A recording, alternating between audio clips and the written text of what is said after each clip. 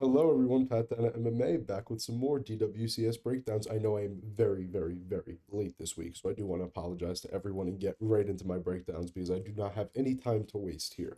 So for the first fight, we do have a incredible matchup. I mean, I don't know why they made this fight on Dana White Contender Series, to be quite honest with you. This is a fight that could have been made in the UFC. It's two of the better prospects, and it's honestly just like it's annoying matchmaking. So first, we have Tommy McMillen, Sean O'Malley's teammate, Tommy Gunn from Arizona, 8-0. Tommy's an interesting one because I couldn't rewatch the tape on him, but I have watched tape on him in the past and did have prior notes on him already. So a lot of this is going to be going off my prior notes.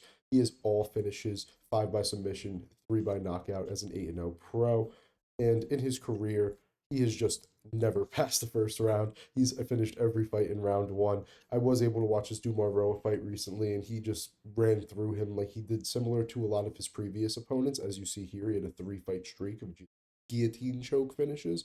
So that's something that he obviously excels at. His guillotine choke is nasty. He has some really heavy top control and just some nasty submissions in general. He also throws his rear high kick a lot and uses quick and constant kicks throughout the fight to really just take advantage of his opponent. He has some pretty slick takedowns. It's a pretty nasty ground and pound and some really nice hands on the feet, but his combinations do get a bit wild. He does have some big power in his right hand, but when he gets in the pocket, he could get a bit wild sometimes. He does use his length to his advantage for the most part, and he is a massive 6 foot tall. It says 5'11" here. I think he's closer to 6 foot, and he does some great takedown defense himself. Really nice knees that he covers a lot of distance with, some really nice flying knees, but sometimes he does leave his chin out and get caught by that overhand right, but there's just not a lot of tape on him. I mean, as you can tell, 8 fights, all have ended. I mean, he has 15 minutes of fight time basically in 8 fights. He's never been past the first round. There's not much to get here past him running through these guys that honestly aren't on the same level as a guy like David Mgoyan. But Tommy McMillen does have some weight issues. He weighed in at 160 for his last fight, and it was a fight at lightweight. And I'm pretty sure in another one of these fights, it might have even been the one before that, but another one of these fights, he has struggled with weight in the past. And this fight for the Contender Series, I mean, we see it here, but David Mgoyan, this fight's at 145. So it's going to be very interesting to see. Mgoyan is from Russia. He's kind of like a mini Arman Saryukian. He trains with Arman, and you see a lot of Arman in his style. Some really quick combinations and really quick takedowns. He's very strong. He can take you down with some slams, shots, or trips. Really good chain wrestling. He's just very persistent and some really strong top control. No room to breathe at all for his opponents. He will allow get-ups a bit too often sometimes, but he usually is good at getting it back down. But he has some devastating ground and pound elbows that really bloody up opponents. I mean, we saw it in the AJ Robb fight. That fight got stopped because of a cut he caused with some devastating elbows. He is a lower volume striker at range, and it does get a little bit predictable at times, but he does have some really nice kicks, really nice strikes in the clinch, really nice elbows, and he does like to be on the front foot pressuring. I will say, though, he can be bothered by kicks sometimes, which is something that Tommy will, I feel, take advantage of. Frank Wells used them really well, but Mgoyan was able to use them against him and knock him out when he went for a kick. But I did see that the leg kicks were starting to get to him in that fight, and even some of the body kicks too. So Frank Wells really did show a little bit there. But Rob also defended takedowns really well against David Mgoyan before being finished in that fight. And I thought he actually looked pretty good. His hands looked really nice before then. So I thought that was really interesting. But overall, David Mgoyan is just a dominant grappler. And in this fight against Tommy McMillen, I mean, it's going to go one of two ways. Either Tommy's going to catch him in the first round, maybe with that guillotine choke, because he does leave his head on the side a little bit, or Mgoyan is probably going to beat him out over 15 minutes, get the unanimous decision win, and probably mess Tommy up a little bit. But I really don't know which way this one is going to go. I don't feel like I have enough info on Tommy, and this is such a big step up for both of them. Like, obviously, you see on Tommy's record, but on Mgoyan's too, this is a very big step up. So I really don't know. But I think for my official prediction here, I'm going to take David Mgoyan by decision. I wouldn't be shocked at all if Tommy does get him out of there in round one, but Mgoyan by decision does feel like I feel safer pick to me, which I don't always love going with the safe pick, but I do feel like that is the safer option. And I feel like Mgoyan will just be able to counter Tommy's style well as the fight goes on, if it does go on. If not, I could see Tommy getting him out of there with a guillotine early, but the size will be the big part of it. Tommy is a lot bigger than Mgoyan. Moving on to our next fight now, we have Eduardo Henrique versus Ang Tuan Ho.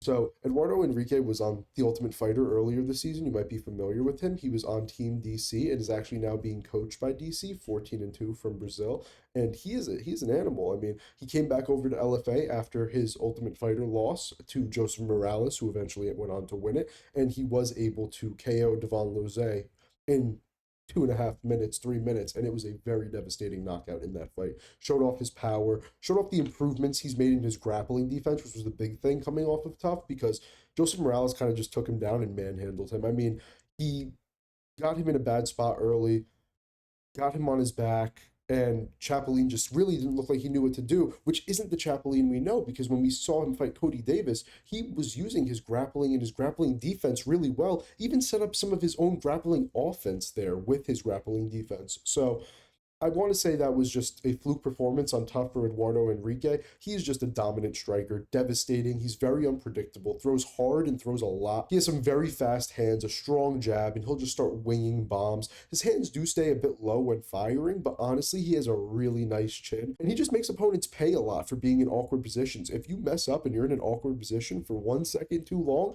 he will KO you. That's what he did against Loze. It's what he did against Sakara. And then against Cody Davis, he just kind of started teeing off against him a little bit. And we've seen him go 4 rounds. We've seen him go 15 minutes and win these fights. Davi Bittencourt, heavy wrestler. Clayton Rodriguez, heavy wrestler. The heavy wrestlers are the guys that have caused him problems in his past fights, which Angel Ho really isn't a heavy wrestler, but he is a very good fighter in his own right. We did see him on the Contender Series last season against Lonnie Kavanaugh. He was knocked out brutally in round one. That was a very bad knockout. I have to bring up how bad that knockout was because we're still only a year removed from that knockout, and he already did have another fight. Granted, it lasted 16 seconds. Faced a guy in Jim Natividad who really just came out on short notice and got smoked. Ho just kind of kicked him and instantly knocked him out. It was a very impressive win. He did exactly what he should have done.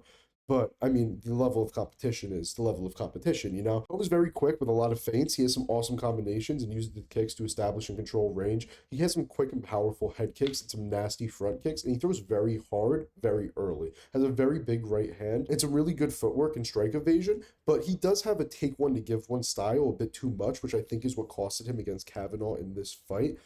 He just wasn't expecting the kind of power to come back at him, and honestly, it wasn't even a shot that you would have thought would have KO'd him. So it was something to see there with his chin. Maybe he doesn't have the best chin. I don't know. He does switch stances a lot and is very tricky off his back. In this Miguel Sanson fight, I mean, the scrambles. Sanson kept trying to take him down, and the scrambles in this fight were just incredible. You have to watch it yourself. There's no way I can actually tell you what happened. It was just so insane to watch the positions they were in and just how Ho was able to deal with the grappling offense of Miguel Sanson. So in this fight, I really don't think there's going to be a lot on the ground. I think Eduardo has made improvements in his grappling, and I think Antoine, even though it's weird because he does have some really good grappling. You know, we saw it in the I'm not going to say his last name, but we saw it in this fight. He has some really good grappling. We saw it in the Sanson fight as well. I mean, I'm not sure if Ho is going to come out here trying to grapple. If he comes out here trying to grapple, he'll have a lot better of a chance against Eduardo. But even then,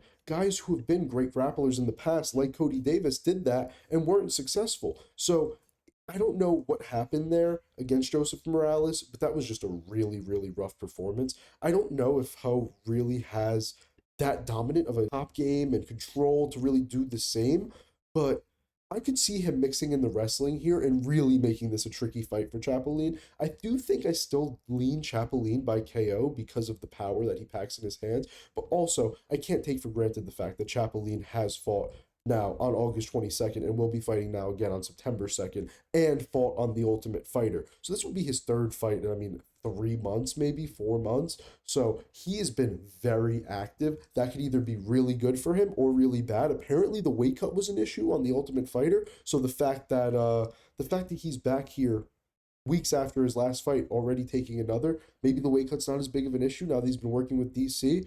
But I don't know. I wouldn't be shocked if Ho pulled out a decision here. I feel like a lot of people are counting him out because of the way he got knocked out on Contender Series last season, which is a mistake. But I do think Eduardo Enrique's power probably will translate, and I think he'll probably be able to take Ho out of there, let's say in round 2. I don't know if he'll put him out the same way that he was put out in his last fight, but I do think he gets the win here. Moving on to our next fight now, I'll be honest, I didn't get to tape this one as much as I wanted to. We have Nallo versus Samuel Silva. So I'm going to start off with Nallo here, former Bellator guy. Canada, 13-3, 33 years old. Nallo has a really long frame and uses it very well throughout his fights. You can see him use that jab, that very sharp jab, some nasty calf kicks that he kind of keeps his opponent at bay with, finish Ribeiro with those, really powerful front kicks, throws his knees very high. He's just a guy that uses his range very well, uses his frame very well. He's very accurate, has some very good timing, and will punish aggressiveness consistently. He just knows how to take advantage of mistakes for the most part. He is a finisher. All 13 of his pro wins come by finishes. They're almost all in round 1, 11 in round 1, 1 in round 2 at 57 seconds, 1 at 1 minute and 50 seconds. He does not win past 7 minutes. So it's weird because I don't want to say his cardio is bad. The fights that he's had that have went into round 3 are his losses, but his cardio didn't look bad against Mota. His nerve just died out when he got kicked. Piccolotti did kind of, force his style on him, force that pressure, and kind of start to drown him as the fight went. But I really didn't think that was a horrible performance either. Nick Brown's not a horrible loss, but he's just a finisher. He finishes all these fights early and quick. So that's why I think this fight may be, I don't want to say cut and dry by any means, because it's not. I think Nallo has good cardio. A guy like Samuel Silva, he's a tricky one too, because he just won the Cage Warriors Championship by decision over George Hardwick, but he doesn't win by decision much at all. That was only his second decision win in 13 pro wins. He's from Brazil, 13-4-1, 29 years old, 6 feet tall. And Silva's a very interesting case because I feel like he's very similar to Nallo in the sense that he likes to take advantage of mistakes and that he doesn't really stand out in one area specifically as he's that great here, he's that great here. I just feel like he's a very well-rounded fighter overall. You see on his record, he has 6 wins by KO and 5 wins by submission. He mixes that up well.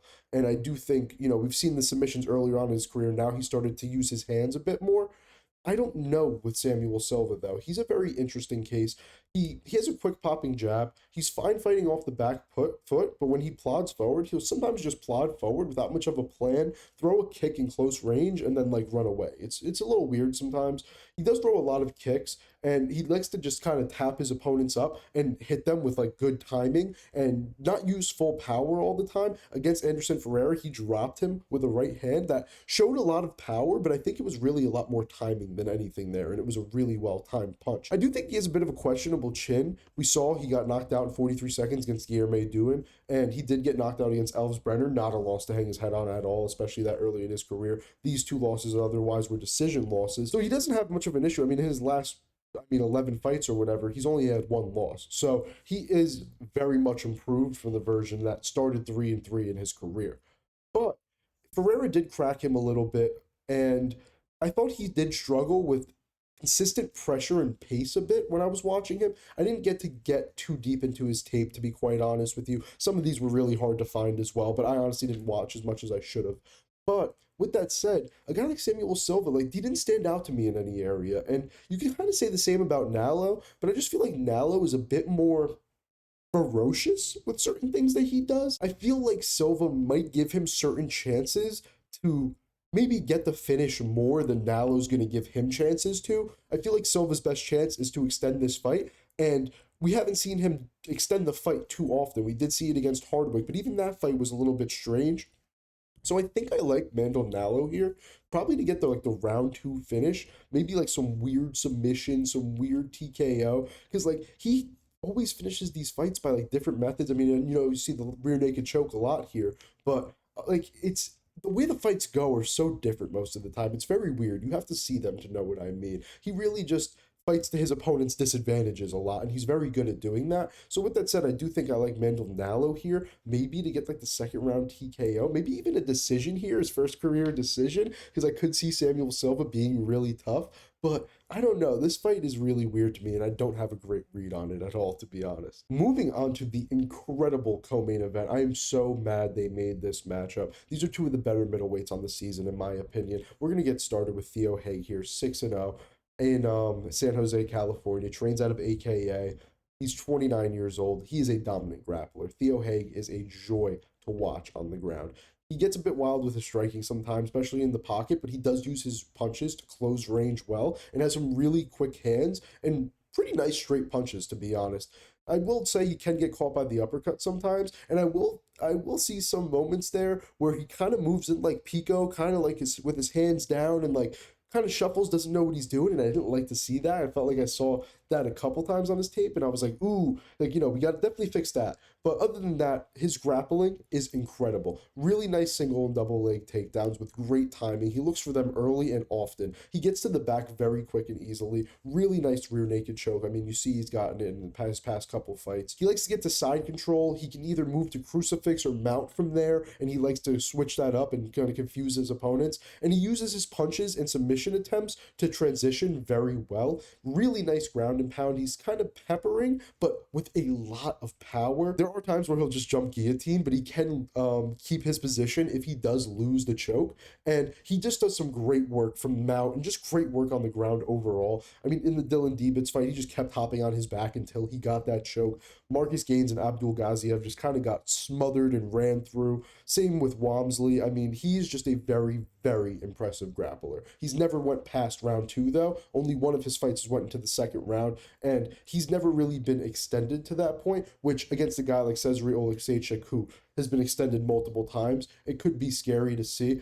Cezary is 15-3, the brother of Michael Oleksiejczuk from Poland, just 25 years old with a 15-3 record. He's 6'3" with a 79-inch reach, and honestly, this guy is just a tank. I mean, I love watching Cezary Oleksiejczuk. He is really, really impressive to me, honestly. Cezary is a southpaw that is very jittery with very quick hands, but he keeps things very composed with his strikes. He has some peppering jabs and straights that he just kind of hits at both levels constantly. He has an amazing lead uppercut and some really hard leg kicks, clean kicks with his left leg in general, and is a very high volume striker. He is constantly touching his opponents. He gives you no space to breathe. He has some cracking overhands and hooks and is very quick to counter with just some elite finishing instincts. I mean, he just swarms guys like Tom Breeze, who's a great fighter.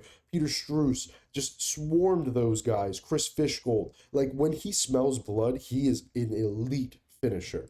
But to be honest, he is probably a welterweight. His framing is a bit weird for the weight class, and I will say he could move down in the future, which is something that I'm not sure if Theo Haig could do. So Haig might be coming into this fight as the bigger fighter, which as the grappler could be a big thing here. Oleksiejczuk doesn't get too fancy. He keeps it basic and technical with constant volume, has a massive power in his left hand, and times his explosions and bursts very well. He just will storm through opponents until he gets the finish, and honestly, I will say he has some lower IQ moments in the grappling. He initiated the grappling with Razulov just to immediately get reversed, gave up his back way too easily. I mean, he does have some really sneaky triangles and arm bars off of his back, but not something he could rely on too consistently. He's been the distance multiple times, and by the distance, I mean championship round distance, 5 rounds. Cardio is not a question here for Oleksiejczuk, which, unlike his brother, is very interesting because I feel like he even might be better than his brother coming into the UFC.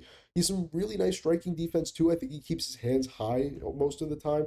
He can get up and scramble pretty well, but Razulov honestly just showed a lot of the weaknesses with his grappling, and when you're facing a dominant grappler like Razulov, he was giving up his back fairly easily and just got taken down at will, to be honest. And it is scary because Theo Haig could implement a similar style, but Razulov is a very good, very dominant fighter and is a lot more experienced than a guy like Theo Haig. I don't know if Theo will be able to deal with the experience difference here. I mean, 3 times more experience for Cezary, and his losses, 2 of his 3 losses, I didn't even get down here, but 2 of those 3 losses were in his first 5 fights. Started his career 3-2, and now he's 15-3. So he's 12-1 in his last 13 fights, and he had a bare knuckle, not bare knuckle, but a modified rules boxing fight. And he did have a bare knuckle fight, actually. So, in amateur, I mean, I didn't even get into his amateur bouts, but look at all this amateur experience. I mean, when you have such an experience edge like this, I have to lean with the guy with more experience, who I also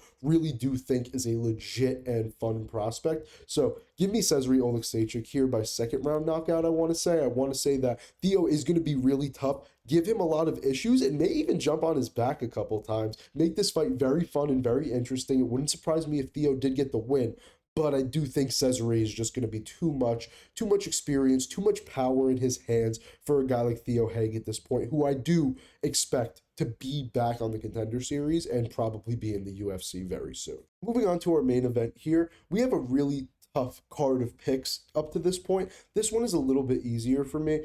In terms of just compared to the other fights. We're going to get started with Jean-Paul Lebosnoyani first here. Jean-Paul is 8-2 from California. He is 26 years old. He is 5'11 with a 72-inch reach, and he is a very, very fun fighter. So Jean-Paul fought in LFA. He had fought for the title in the past, or no?